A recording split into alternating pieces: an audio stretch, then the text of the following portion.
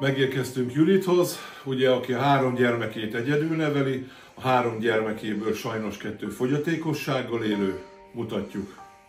Molnár Judit vagyok, 41 éves, 3 gyereket nevelek egyedül, 2 tartós beteg, és sajnos elég nehéz a megélhetésünk.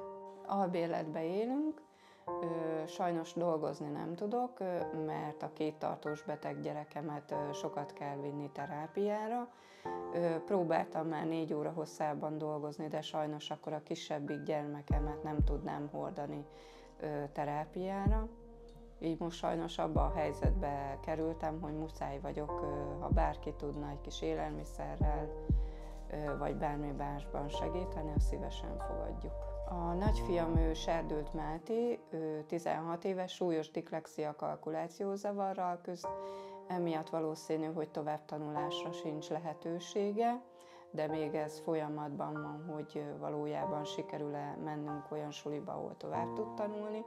A kisebbik fiam, Molnár Róbert Márton, ő súlyos arcbénulása van, nyelőcsőbénulása van, nem lát a szemére csak 20%-ot, a másikra semmit, és izomgyengesége van és dongalábú.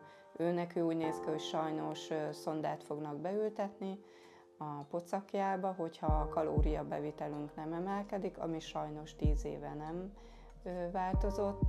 Tehát semmi esélyem arra, hogy dolgozzak, hisz velük kell, hogy legyek, és sajnos így a jövedelmünk is csökken, hiszen egy gyermek kijárja az iskolát. Hát már 5 éve lakunk itt, most már 150 000 plusz rezsi lett az albérletünk. Sajnos, mivel már most egyre kevesebb pénzt kapok, ezt egyre nehezebben fogom tudni kifizetni, de hát megoldásokat próbálok rá keresni, például így, hogy munkát kerestem, de sajnos, mivel ez így nem megoldható, így most nem tudom, hogyan lesz tovább, de mindenképp a gyerekek a legfontosabbak, és az, hogy a terápiát megkapják.